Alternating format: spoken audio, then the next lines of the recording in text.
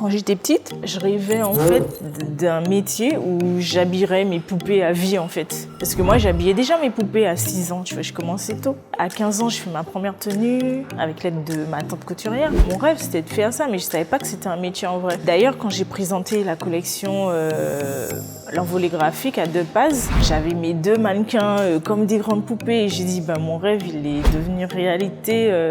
Mes poupées elles ont juste grandi et tout. Je les tenais comme ça, c'était tout un symbole parce que en fait c'est ce que je voyais en fait. Donc c'est mon rêve qui s'est réalisé.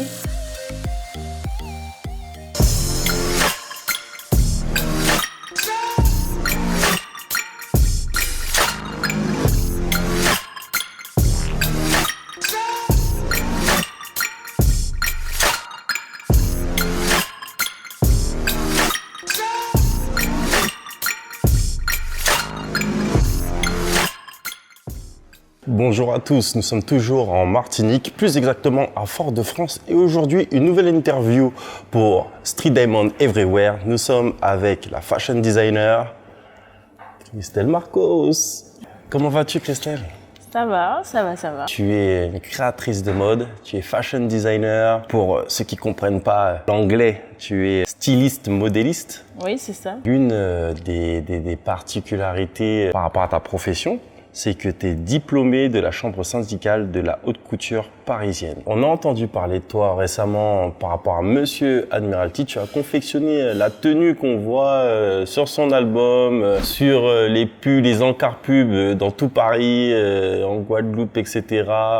Comment tu as eu l'idée de faire ce genre de veste parce qu'elle est sublime? Merci tout d'abord.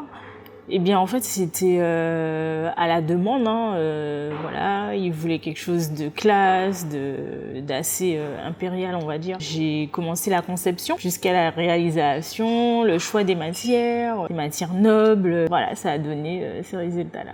Pourquoi le choix de la haute couture? Qu'est-ce qui t'a fait mettre le pied dans cet univers? Très tôt, j'ai commencé à apprendre le bas de la couture parce que j'ai 2 tantes couturières de profession. C'était plus du prêt-à-porter. J'ai étudié en Martinique, voilà, l'industrie, Connex, donc tout ce qui est prêt-à quoi. Et moi, j'avais envie de me perfectionner en haute couture. Et c'est tout ce qui me manquait et du coup, sans hésiter, je suis partie à Paris en 2002, me perfectionner en haute couture, comme tu l'as dit tout à l'heure, à la chambre syndicale. Et c'est vraiment l'école, voilà, pour avoir cette formation, quoi. Alors, il y a un truc que les gens connaissent pas forcément par rapport à toi, c'est que tu as fait tes premières armes dans les maisons de couture Paco Rabanne et Balenciaga. Oui. Est-ce que tu peux nous parler de ces expériences? Paco Rabanne, c'était juste après, en fait, mon diplôme. C'était du prêt-à-porter de luxe. J'ai appris beaucoup. J'ai travaillé au niveau de la conception avec la styliste en chef. Pure expérience. Balenciaga, c'était durant les vacances. Voilà, je suis rentrée dans cette boîte. J'ai pu côtoyer, on va dire, le milieu étroit, quoi. C'était une suite logique de retourner chez toi en Martinique et exprimer tes talents sur tes terres? Oui, parce que c'est vrai que ici, les gens ils sont très axés sur le prêt-à-porter, mais voilà, ils ont des envies de luxe et du beau et voilà et de plus en plus. Et du coup, c'était tout naturellement voilà que j'ai eu l'envie de revenir. Ça fait déjà 10 ans pile. Et j'ai pu faire mes preuves chez moi, quoi. Tu as participé au Creole Fashion Day qui avait lieu en Guadeloupe.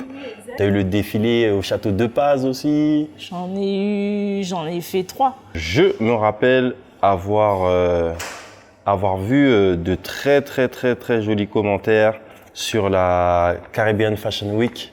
Par rapport à ta participation en Jamaïque. Donc, est-ce que tu peux nous parler justement de cet événement? Une pure expérience, vraiment. Déjà fouler le sol jamaïcain, c'était voilà, c'était pour moi. Ça n'a pas de mots, ça n'avait pas de prix. J'ai été très bien accueillie par les Jamaïcains, donc j'étais la seule française. Et d'ailleurs, j'ai clôturé en fait la Creole Fashion Week. Eh ben tiens, tu parles de clôture. Il y a un site internet, alors je ne sais pas si tu le connais, le site internet jamaïcain qui s'appelle Jamaica Gleaner, qui déclarait lors de la Caribbean Fashion Week de 2015, la Martiniquaise Christelle Marcos a présenté une ligne de haute couture ayant comme thématique le noir et blanc. Une belle façon de terminer la nuit. Non, t'as eu où cette info? C'est mon métier. Je suis même pas au courant en plus. D'accord, ben voilà, comme je te disais, très bien accueilli par les Jamaïcains. Et franchement, ça m'a fait chaud au cœur, j'avoue, j'ai versé une petite larme. C'était hyper émouvant. Et est-ce que tu as fait des rencontres là-bas? Comment ça se passait, les échanges avec les autres créateurs ou le public tout simplement? Très bel échange, déjà avec les modèles. Donc voilà, très pro. Également des stars sur place comme Christopher Martins, avec qui j'ai pu échanger. Il y avait aussi des stylistes de Jamaïque et de Londres, de New York et aussi de Barbade. Donc voilà, pur échange, c'était vraiment formidable quoi, comme expérience. Donc c'est en 2015. Ouais. Et je crois que c'est à partir de là que tu fais ton Instagram. Oui. Et maintenant, tu as plein de followers, je vois plein de likes, des gens qui te suivent et qui apprécient ton travail. Mais en fait, c'est juste parce qu'en échangeant avec les gens là-bas, ils me demandaient si j'avais un Instagram et moi, je leur disais non, pas encore. Et du coup, je me suis sentie un petit peu ridicule. J'ai dit non, il faut que j'en fasse un. Et sur place, voilà, je l'ai créé. Donc ça fait 2 ans. Et là, de fil en aiguille, je travaille la com, tout ça, et mes publications, et du coup, les gens, ils me suivent. Et mine de rien, du coup, Instagram est devenu ton réseau social le plus actif. Oui, parce qu'en fait, je me suis rendu compte que c'est vraiment, on va dire, c'est une vitrine, Instagram. Et bon, c'est vrai qu'il y a trop de blabla sur Facebook et les autres réseaux sociaux, et Instagram, t'es plus dans le vif du sujet, quoi. Et du coup, ouais, c'est avec plaisir que je travaille mes photos, j'échange avec les gens, des gens du monde entier, quoi, même du Portugal. J'ai des commentaires de partout, en fait. On l'a pas dit tout à l'heure, mais en 2013, tu as atteint la 3e place au concours international de créateurs à l'école Studio Mode Paris, ouais, parmi 300 candidats. Donc, ce n'est pas rien.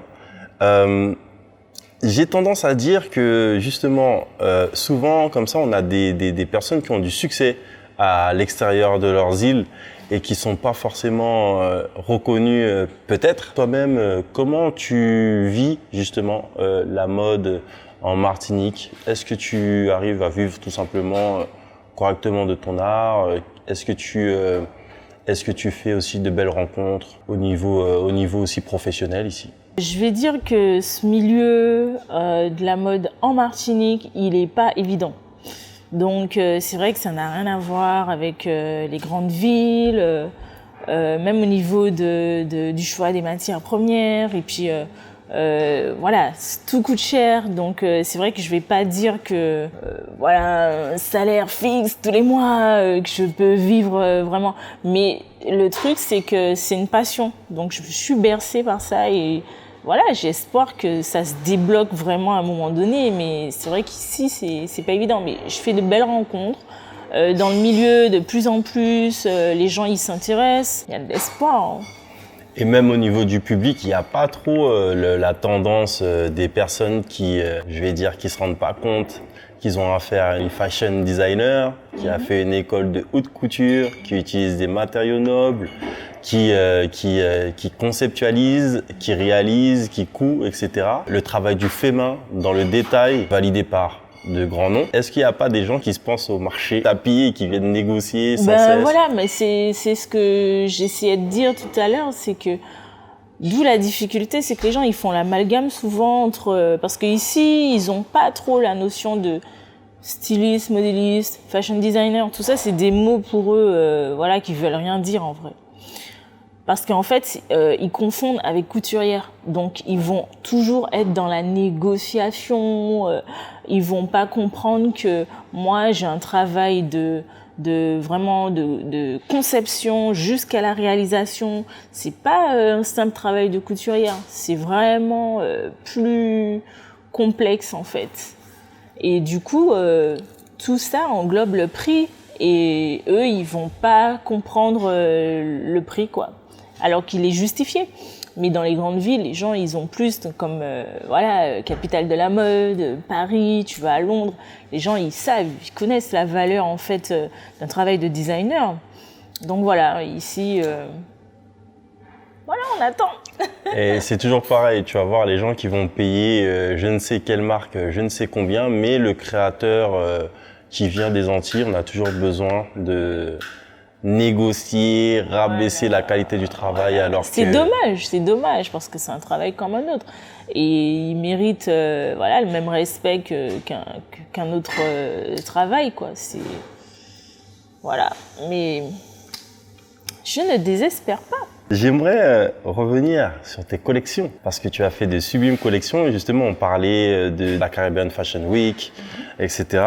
Donc tu parlais de l'envolée graphique. Cette collection avec les motifs en noir et blanc, super beau, super classe. D'où jaillissent les idées? C'est vraiment purement créatif? Tu as des idées avant ou c'est des choses que tu avais déjà pensées? Comment tu fonctionnes? Pour l'envolée graphique, moi je suis partie sur un motif que j'affectionne énormément, qui est le pied de poule. C'est le motif qui, dès que je le vois, j'aime beaucoup ce motif et j'ai voulu le décliner avec d'autres motifs similaires et sur la thématique du noir et blanc parce que c'est un motif qui est à la base noir et blanc. Donc je l'ai mixé avec des pois, des rayures, du noir ou du blanc ou les deux. Je me suis amusée là-dessus avec des formes un peu inattendues, du volume. Et de la transparence aussi. J'aime beaucoup. J'ai l'impression aussi que la transparence, ça me fait penser aussi à ta collection My Body. Voilà, My Body Collection, c'était en 2014. C'était une collection de body, comme son nom l'indique. Beaucoup de transparence et de formes, on va dire, assez épaulées, un peu avant-gardiste. C'était pas mal de paillettes, de transparence au niveau de la poitrine. Il y avait aussi la collection Noir Galactique. Et tu sais beaucoup de choses, toi. La collection Noir Galactique également en 2014, que j'ai présentée à la Success in Fashion Show. On était sur du noir. Même la mariée, elle était en noir. Donc c'était assez scintillant, avec mixé avec de l'argenté, des strass, des paillettes, de la transparence également, toujours. J'aime bien travailler la dentelle, j'aime bien en fait suggérer sans tout montrer.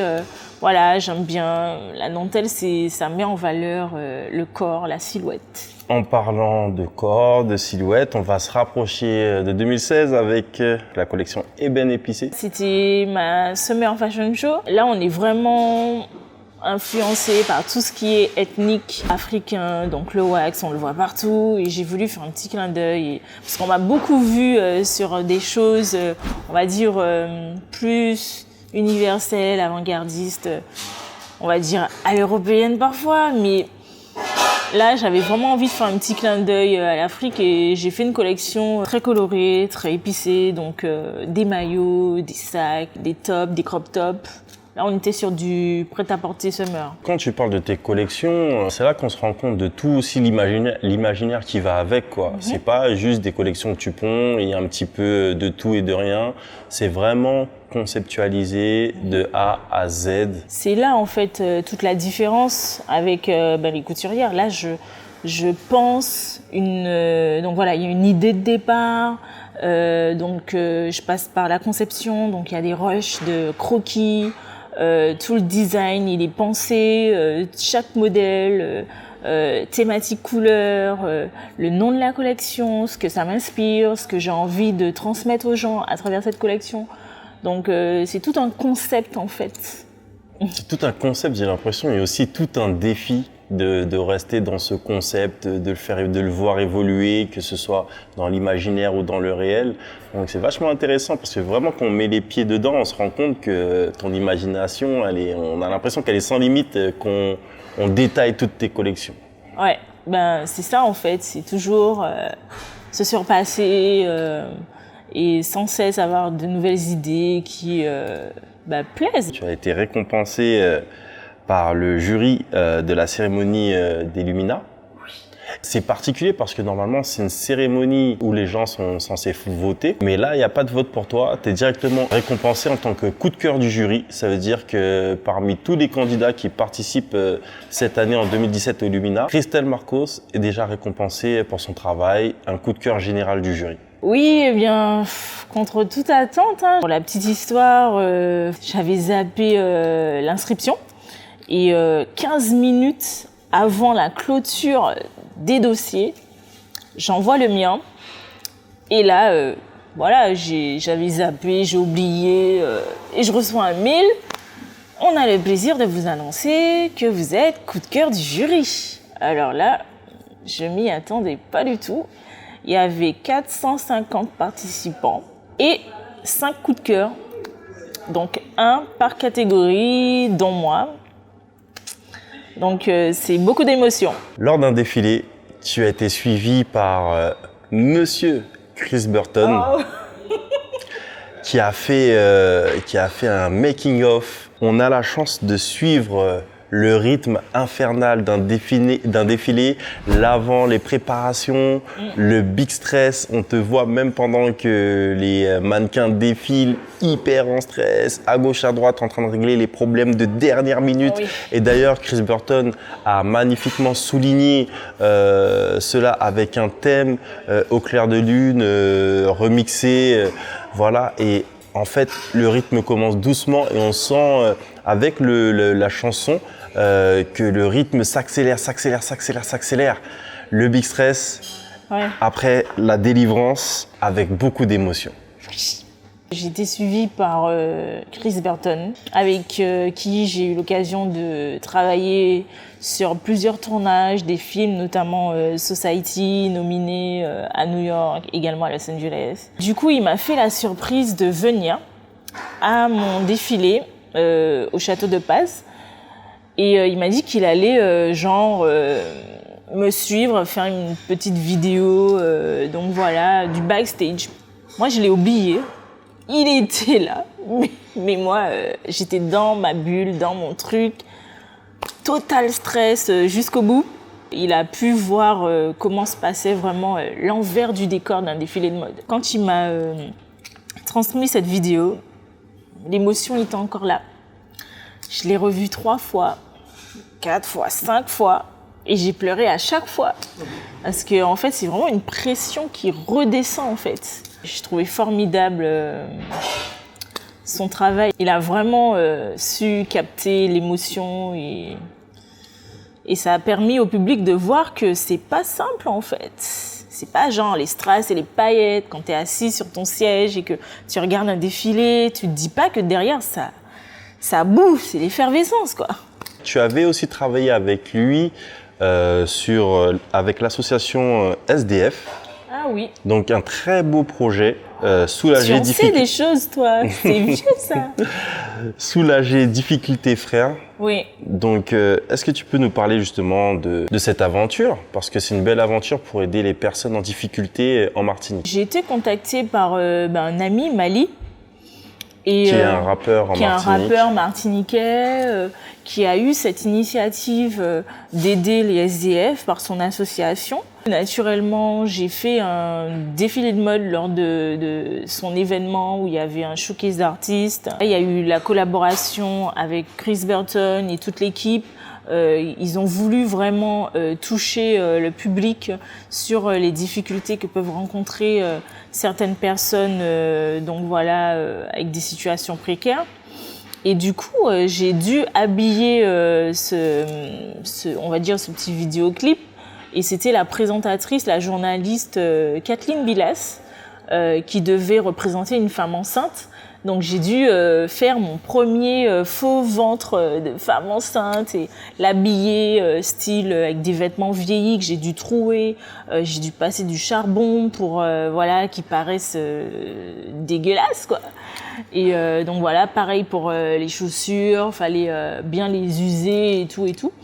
Donc voilà, pure collaboration, et c'était la première collaboration avec Chris Burton, et qui a engendré de fil en aiguille pas mal de tournages. On a bossé sur des clips, sur des films. Et depuis, avec tout ça, bien sûr, tu as ton nom qui grandit dans la Caraïbe, et tu as cette collaboration que tu fais avec la société Bellatrix et Optic Shop. Oh, oui. Oui. D'ailleurs, j'ai ramené la petite paire de lunettes, un prototype. Donc, j'ai mon partenaire Optic Shop qui m'a proposé en fait une paire de lunettes à mon effigie avec mon logo, mon design. Donc voilà. C'est toi qui as fait le design? Oui. Donc voilà, tout a été pensé. On va dire pour la façade. Une forme assez géométrique et originale dans lequel est intégré du tissu pied de poule.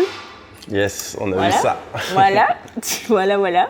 Et du coup, pour que ça soit original, j'ai pensé à faire une branche bleue et une branche rouge. Et le noir et blanc en façade. Donc voilà, ça a plu. Avec le petit logo sur le côté, vraiment super bien fait par Monsieur Richard Bellatrix. On parle de création, on parle de développement, on parle aussi de caritatif, mine de rien.